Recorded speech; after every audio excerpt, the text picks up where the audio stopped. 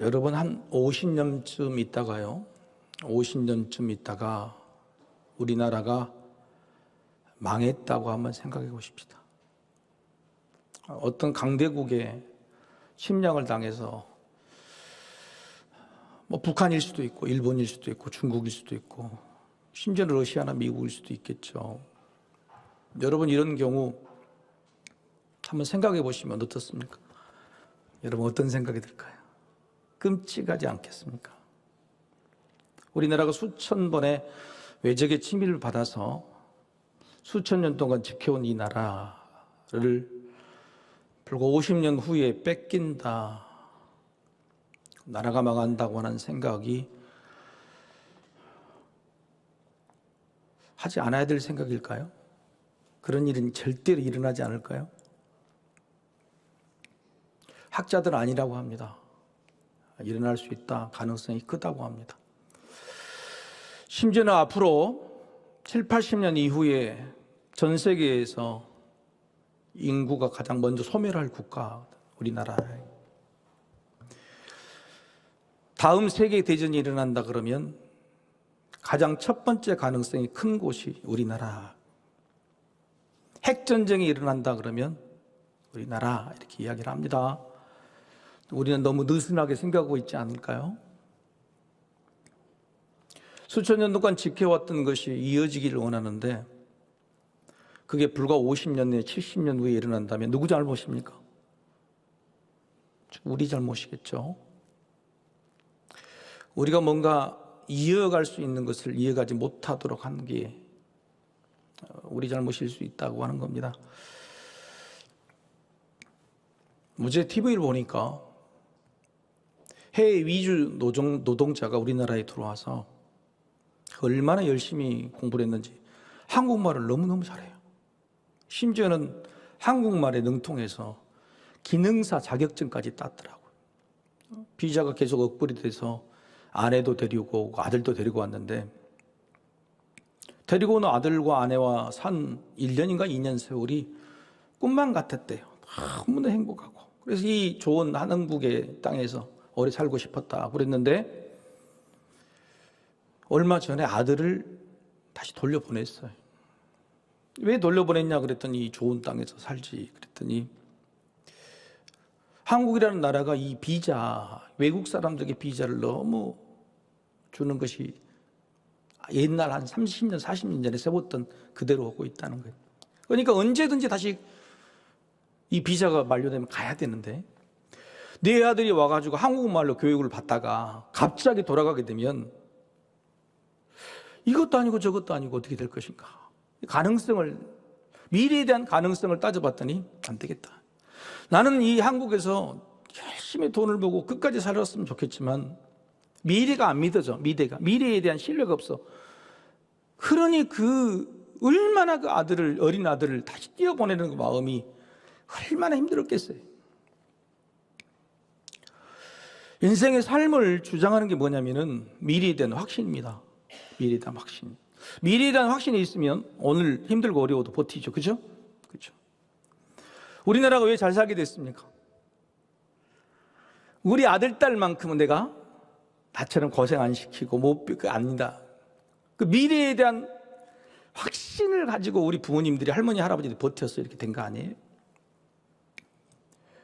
제가 우리나라를 너무 암울하게, 우울하게 만드는지 몰라도 요즘 젊은 사람들 보면은 욜로족이라고 그래요. 욜로족이 뭐죠? 인생은 한 번뿐이다는 뜻입니다. 인생은 한 번뿐이다. 그러니까 그냥 먹고 즐기고 지금 누리라고 하는 겁니다. 그래서 결혼도 안 하고 애들도 낳지 않아요. 우리나라에 그게 아주 세계에서 가장 빨리 급속도로 지금 확산되고 있어요. 자, 그렇다면 여러분 이게 내가 지금 그냥 장난 우려로 하는 이야기가 아니에요. 결혼율, 출산율 전 세계에서 급전직하로 떨어지고 있는 우리나라가 과연 우리가 지금 열심히 일해서 뭔가를 이어가고 미래를 만들고 있는데 미래가 없는 거죠. 그럼 우리가 현실을 버틸 만한 이유가 뭐가 있어요? 우리 지금 진짜 고민해 봐야 된다고 해요. 느헤미야서는 뭐냐면 나라의 명맥을, 나라가 망했잖아요. 그리고 바벨론으로 포로로 끌려간 이민 3세대, 2세대나 3세대 느헤미야가 애국심을 품고 다시 고국으로 와서 끊어진 민족의 신앙, 전통, 혈통을 다시 한번 이어가는 거예요. 근데 느헤미야가 자기 때에 뭔가 열매를 얻고 자기 때에 뭔가 이루려고 하는 생각은, 만약 그런 생각을 가졌다면 느헤미야가 견딜 수 있었겠어요? 아무도 도와주는 사람이 없어요. 심지어 동족들도 자기를 무시하고. 그래서 여러분 기초와 뭘 다져가지고 엄청난 걸 만든 게 아니고 그냥 성벽만, 무너진 성벽만 막 50일 동안 막 만든 거예요. 느헤미야는 20여 년을 끊어진 것들을 이어가려고 돌 하나를 놨을 거예요. 자기 때에 뭔가 내가 희생했으니, 내가 바벨론에 있는 그 큰 국무총리 같은 자리를 놔두고 여기 와서 내가 희생했으니 내 때에 뭔가 열매를 바라고 칭찬도 듣고 뭔가 크게 뭔가를 만들어 놓고 가려고 하는 그런 생각이었다면 느헤미야의 계획은 절대 성공하지 못했을 겁니다. 나는 우리 선조들이 이어온 믿음의 전통과 우리 자손들의 그 믿음이 이어진 하나의 연결점이다. 하나 붙어준다.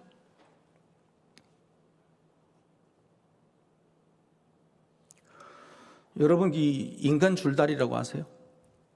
인간 줄다리 아시죠? 양쪽에 상대방 허리를 이렇게 잡고 양쪽으로 이렇게 가지고 허리를 잡고, 끈이 아니라 허리를 잡으니까 앞사람 허리를 내가 놓아버리면 끝나는 거잖아요. 느헤미야는 어떤 마음이냐면 인간 줄다리기처럼 내가 이걸 붙들고 기억 안 놓고 수많은 사람들이 끊어내려고 하고 1년 만에 다시 계획을 뒤집어 버리고, 그래도 난 이건 죽어도 놓지 않겠다, 그런 마음으로 했다고 하는 거예요. 미래에 대한 희망, 소망, 이것을 반드시 이어가리라고 하는 그 마음을 가졌던 것이죠.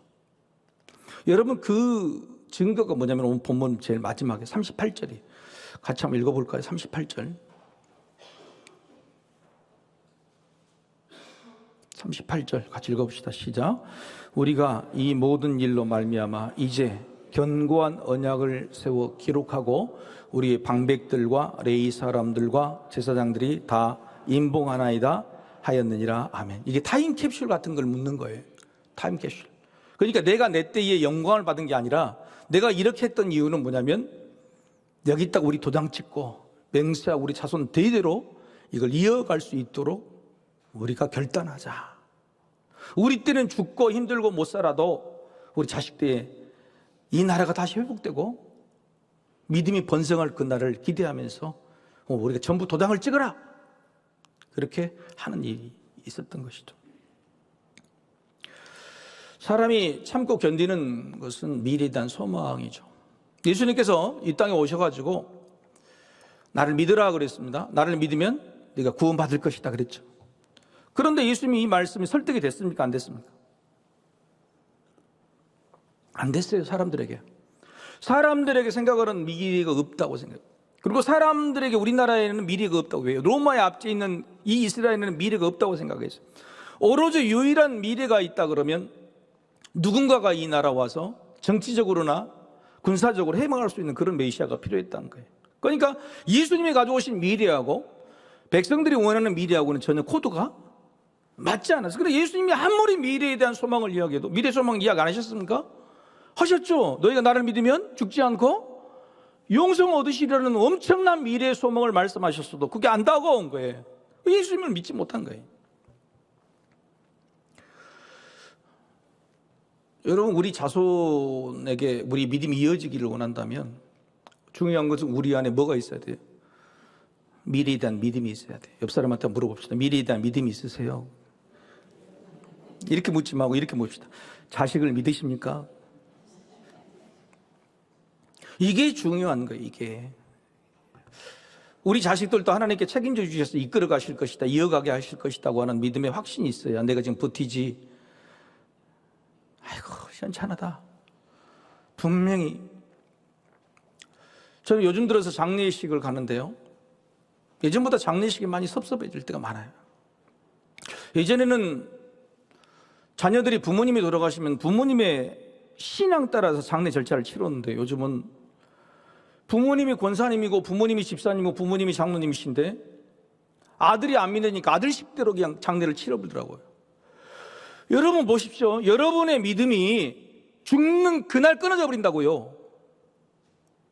이게 두려운 일이 아니에요? 죽는 그날 끊어져 버려요. 뭐 이어질 것 같아요? 죽는 그날 끊어져 버려요. 죽는 그날. 장례식을 치르는 그날 여러분의 믿음이 미래에 대한 소망이 끊어져 버리는 거예요. 이게 두 집 걸로 하나예요. 여러분, 그래서 우리가 이 느헤미야서를 통해서 우리가 정말로 기도하고 해야 될 것은 뭐냐면은 어떻게 내 자식들에게 믿음의 태를 이어갈까? 심각하게 고민해야 되고 기도해야 되고 그래 미래의 소망을 심어줘야 된다고 하는 것이죠. 예수님의 미래에 대한 소망을 이야기해도 백성들은 그걸 알아듣지 못해서 유대인들은 2000년이 지난 지금도 전쟁을 하고 있는 거예요. 저들이 가지고 있는 미래의 소망이 주님이 가지고 오신 미래의 소망과 코드가 맞지 않았기 때문에 그래요. 자녀들에게 물어보십시오. 여러분이 가지고 있는 자녀들이 어떻게 잘 됐습니까? 미래의 소망과 자녀들이 가지고 있는 미래의 소망이 같을까요? 틀릴까요?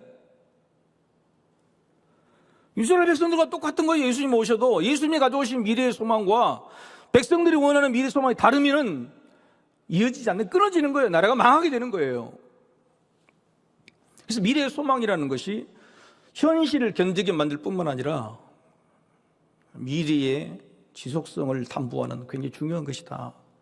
반드시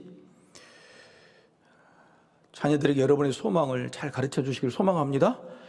그래서 오늘 딱 도장을 찍고 임봉을 해가지고 딱 묻어버린 거예요. 느헤미야는.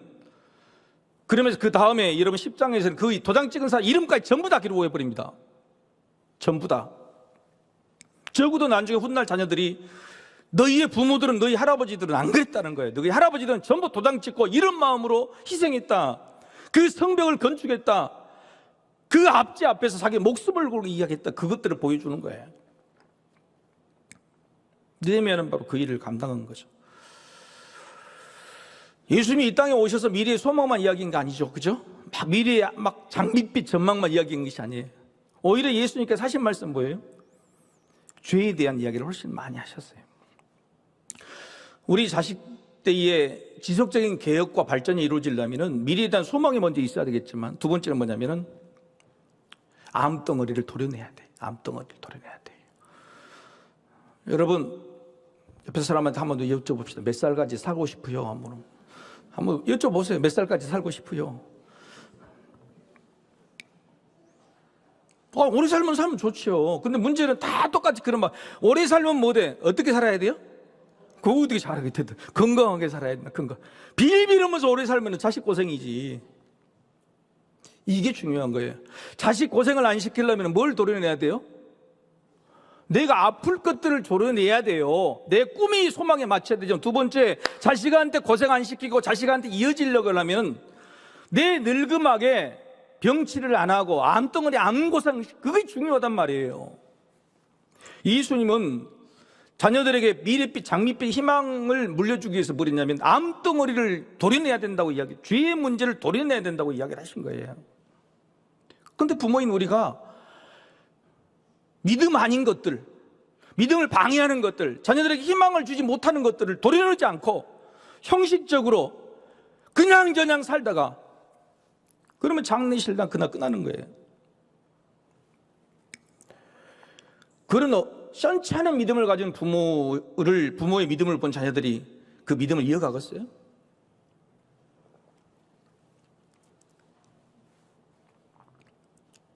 오늘 좀 강한 말씀이지만 그래서 내가 도려내지 않으면 내 장례식 날이 우리 집안의 믿음이 끝나는 날이구나. 여러분 이런 마음을 가져야 돼. 제가 요즘 너무 많이 봤다니까요. 엄마가 권사여도요 자기식으로 해요.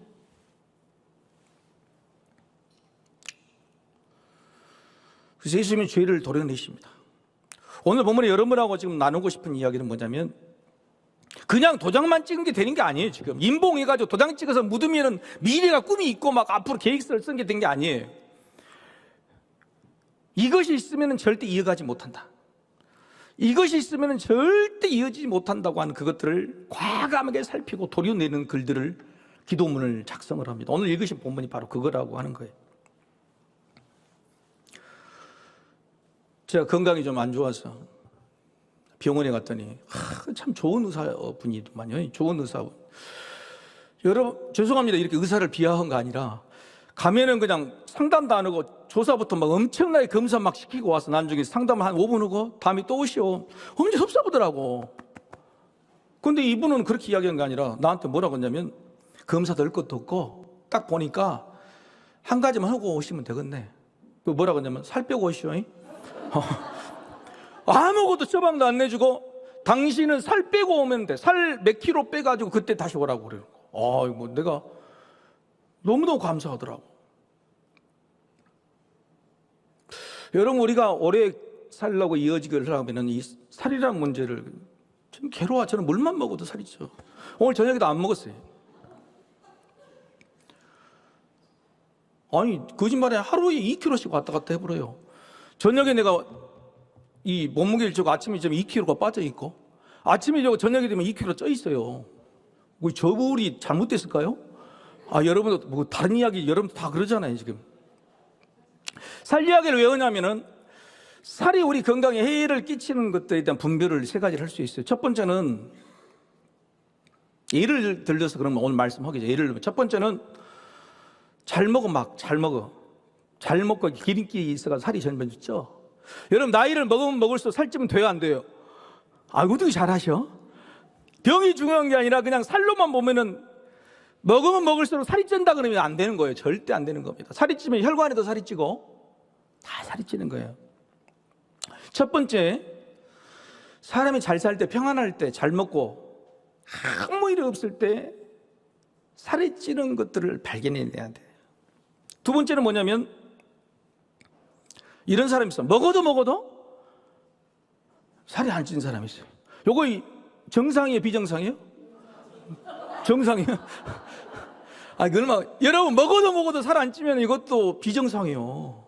그런 사람 괴로운 사람 많이 있어요. 먹어도 비정상이에요. 그런 이 말은 뭔 말이냐면은 이제 설명하겠지만 내가 열심히 믿고 열심히 해도 손이 잡힌 것도 없고 세워진 것도 없단 말이에요. 문제예요. 세 번째는 뭐냐? 먹기는 먹었는데 슬슬 살이 빠지는 거예요. 나도 몰라. 슬슬 살이 빠진단 말이에요. 자, 살에 관한 문제를 가지고 오늘 이야기를 하는 겁니다. 문제점을 내가 이 자손들에게 건강한 이 믿음을 믿어주기 위해서는 수술을 해야 되는데 이 세 가지를 어떻게 수술하냐 하는 것을 느헤미야 모든 백성들이 정신을 차리고 탁 도려내는 거예요. 첫 번째 35절입니다. 35절 한 목소리로 같이 한번 읽겠습니다. 시작. 그들이 그 나라와 주께서 그들에게 베푸신 큰 복과 자기 앞에 주신 넓고 기름진 땅을 누리면서도 주를 섬기지 아니하며 악행을 그치지 아니하였어. 뭐 하면서도요? 누리면서. 이 말은 뭐냐면 땅이 있고 먹을 것이 많고 인생이 평안하고 믿음 생활도 너무 좋아. 그런 걸 누리면서도 뭘 저질렀다고요? 악이. 내가 그걸 누리면서 내 안에 몸이 병이 들었다고 말이에요. 여러분 진짜 위험할 때가 언제예요? 먹어도 살이 안 찔 때보다 먹으면 살이 빠지는 것은 오히려 경각심이 있는데 평안할 때 아무 일이 없을 때 나도 모르게 슬슬 쪄오르는 이 살이 이게 진짜 문제인 거예요. 그래서 세 가지 경우에 가장 문제는 뭐냐면은 내 인생에서 평안할 때 내가 믿음 생활을 잘하고 있는 것처럼 보일 때 내 자식들도 아무런 문제가 없을 때도 보일 때 그럴 때 동맥경화예요.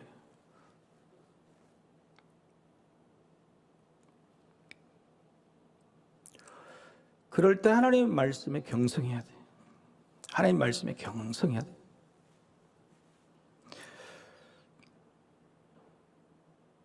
여러분 34절의 말씀 한번 봅시다. 34절 말씀. 34절 같이 읽어봅시다. 우리 왕들과 방백들과 제사장들과 조상들이 주의 율법을 지키지 아니하며 주의 명령과 주께서 그들에게 경계하신 말씀을 순종하지 아니하고 경계하셨다. 경계하셨다. 예전에 우리 조상들에게 하나님께서 너희 이러면 안 돼. 출애굽을 할 때 너희들이 저 땅에 들어가서 배가 부르면 나를 버릴 것이다. 경계하셨어. 너희들이 포도주가 넘치고 땅이 넓고 소산이 많으면 분명히 나를 버리실 것이라고 경계하셨단 말이에요.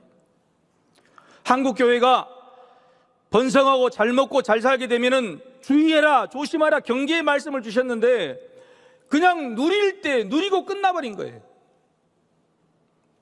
함덩어리가 도려내지 못할 정도로 지금 퍼져 있어요. 심각해요. 여러분 평안하실 때 믿음의 기름기가 살이 찌고 있지 않는지를 살펴보시기를 소망합니다. 이것을 도려내는 것이. 두 번째, 아까 이야기했죠. 아무리 먹어도 살이 안 찐다는 거예요. 36절과 37절을 보십시오. 36절과 37절 같이 읽으십시다. 여러분, 저 설교는 반드시 제 말만 하는 게 아니에요. 어디서 봐요? 항상 말씀을 분석해서 말씀을 강해합니다. 그래서 반드시 읽으시라고 그럴 때 읽어야 여러분 설교가 여러분의 것이고 하나님 말씀이 되는 거예요. 36절과 37절 같이 있습니다. 자, 시작. 우리가 오늘날 종이 되었는데 곧 주께서 우리 조상들에게 주사 그것의 열매를 먹고 그것의 아름다운 소산을 누리게 하신 땅에서 우리가 종이 되었나이다. 37절.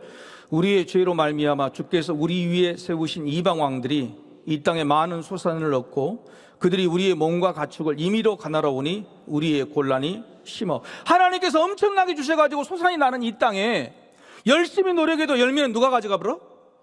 이방 왕들이 가져가 버려요. 그리고 뭔가 억눌려 있는 거예요. 이건 무슨 말이냐면 내 삶 속에서 내가 열심히 살아요. 그런데 손에 잡힌 게 없어. 열심히 믿고 열심히 기도했는데 뭔가 자유함이 없고 억눌려 있단 말이에요. 여러분 그런 분들 없어요? 30년 40년을 믿고 예배를 드리고 뭐 해도 드러나는 성장도 없고 자신들에게 믿음 유전된 것도 보이지도 않고 뭔가 억눌려가지고 답답하고 두렵고 하는 마음이 있단 말이에요. 왜 그럴까? 그런 경우를 찾아봐야 돼. 그런 경우를.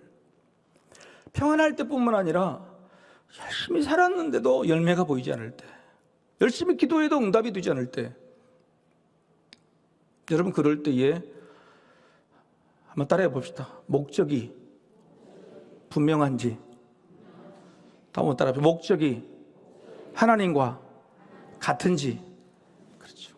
이게 중요해요. 열심히 일하고 열심히 노래 열심히 믿었는데 그게 하나님이 나에게 원하신 뜻 목적과 같은 것인지 다른 것인지를 확인해 봐야 돼요.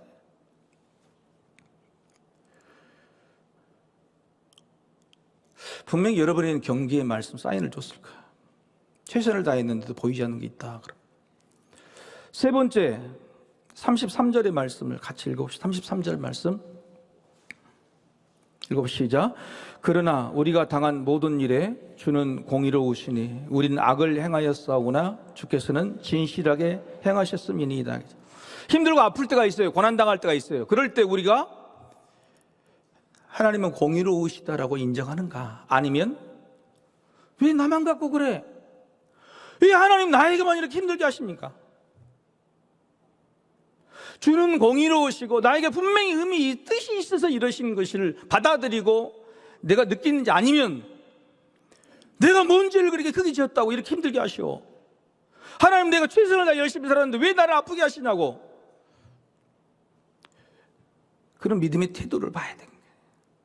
힘들고 어렵고 고난이 닥칠 때에 나의 태도가 오히려 감사하고 하나님 공의로우시다. 하나님 옳습니다.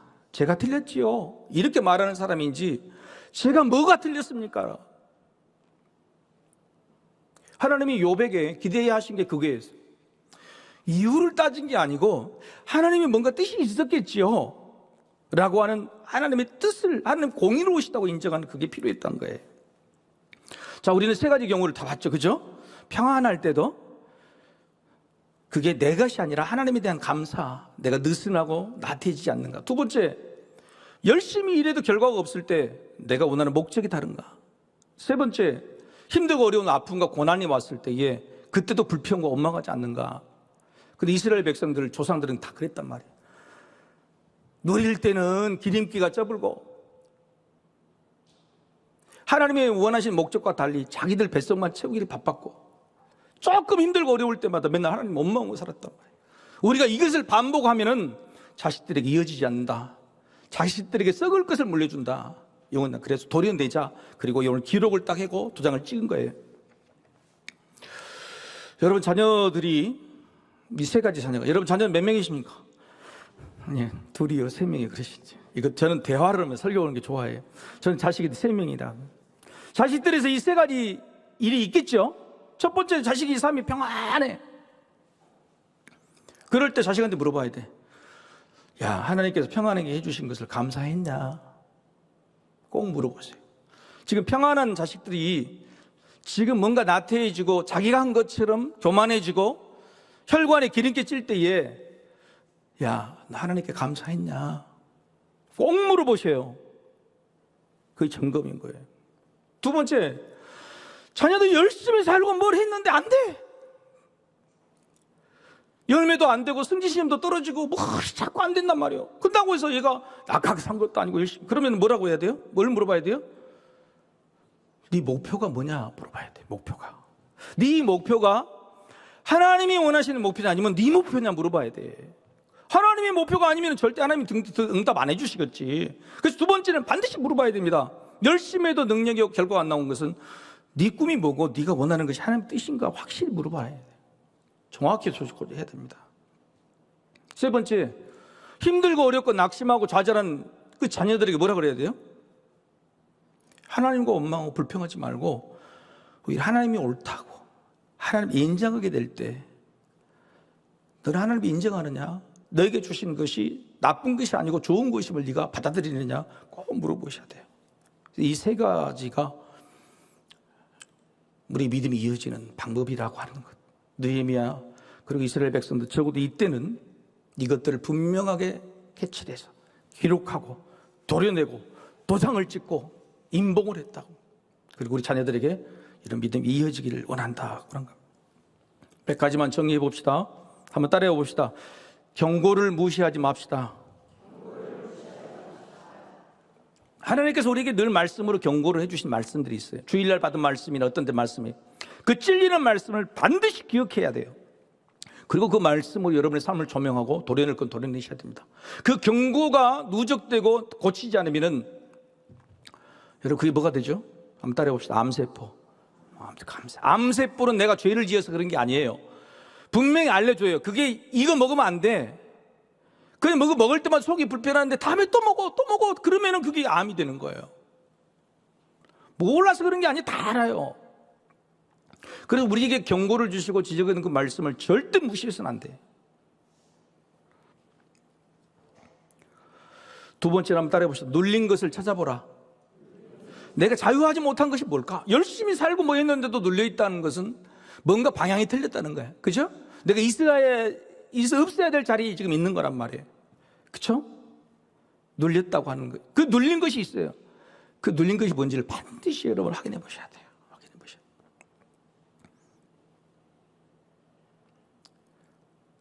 세 번째 한번 따라해 보세요. 하나님의 공의를 인정하라. 하나님은 진실하고 공의하시다. 우리가 그동안에 받는 이 나라와 민족이 멸망하는 모든 것들은 우리 죄 때문입니다. 하나님이 오르셨습니다. 라고 하는 거예요. 여러분 구약성경 보면 모든 선지서에서 어떻게 백성들이 어떻게 해요? 끝까지 달라들었죠. 우리가 뭔 죄를 지었냐고. 벌이 너무 심하다고 해요. 근데 나라가 망하고 나서 드디어 느헤미야 때 와서는 어떻게 돼요? 하나님이 옳습니다. 우리가 틀렸습니다. 이렇게 이야기하는 이 믿음이 회복된 거예요. 느헤미야서를 마치면서 저는 세 가지를 생각해 보았습니다. 첫 번째는 우리 교회가 다음 세대, 후세대를 잘 기르고 있는가 고민이 됩니다. 고민이 됩니다. 심각하게. 성도님들은 우리 교회에 믿음을 가지고 맡겼는데 물론 교사님들이 열심히 하고 있지만은 우리 교회가 다음 세대가 교회 학교가 점점 부흥하고 깊어지고 뭔가 그렇게 하는 그 이어가는 그 일들에 대해서 열심을 내고 있는가? 이거 느헤미야가 우리에게 바라는 개혁에 이어지는 게 아닌가? 느헤미야서를 몇 달 동안 읽어도 이걸 반영하지 않은 뭔 수행이겠어요? 느헤미야는 자기를 희생해서 자기 자식들이 후손들이 이어가기를 원했단 말이에요. 우리도 우리 다음 세대 교회 학교가 바르게 이어질 것인가에 대한 고민, 이 고민들을 같이 하기를 원해요. 두 번째는 나 때에 뭔가를 이루고자 하는 욕심을 버리지 않는 것. 나 때. 저는 그런 욕심 없습니다. 제가 담임 목사 할 때 우리 교회가 전혀 그런 생각 없습니다. 어떤 분이 그러더라고요. 강 목사는 빚만 다 갖고 가도 돼. 빚만 다 갖고 가도 돼. 근데 그 말을 저를 무시한 게 아니라요. 예, 그것이라도 디딤돌 한 장 났으면 저는 감사합니다. 그랬어요. 아무것도 한 것 없지만 성도님들이 다 갚으셨지만 디딤돌 한 장 그건 놓은 것만이라도 나는 감사하다고 그랬어요. 여러분 제때 뭔가를 이루려고 뭔가를 하려고 하는 것은 그건 욕심이에요. 하나님 하시니까 그런 생각 절대 하시면 안 돼요. 디딤돌 한 장을 놓는 그런 마음으로 오늘 겸손히 나를 사역하는가. 세 번째, 하나님의 암덩이가 있다면 보게 해주세요. 지금 잘라내야 도려내야 될 것인데 시급한 것이 있다 그러면 그걸 보게 해주세요. 적어도 그것을 내 자녀 다음 세대에게 물려주지는 않아야 될 거 아닙니까? 여러분 우리나라 역사가 이렇게 힘들게 된 것은 친일파를 숙청하지 못해서 그래요. 반민특위가 무너져 친일파를, 그게 원죄가 된 겁니다. 원죄. 도려낼 것은 도려내야 됩니다. 여러분 삶 속에 없다고 생각하지 마시고 면밀히 살펴보시고 그렇게 할 때에 여러분의 아름다운 믿음이 자녀들에게 열매가 되고 소망이 되고 부흥이 될 줄로 믿습니다. 아멘. 같이 기도하십시다.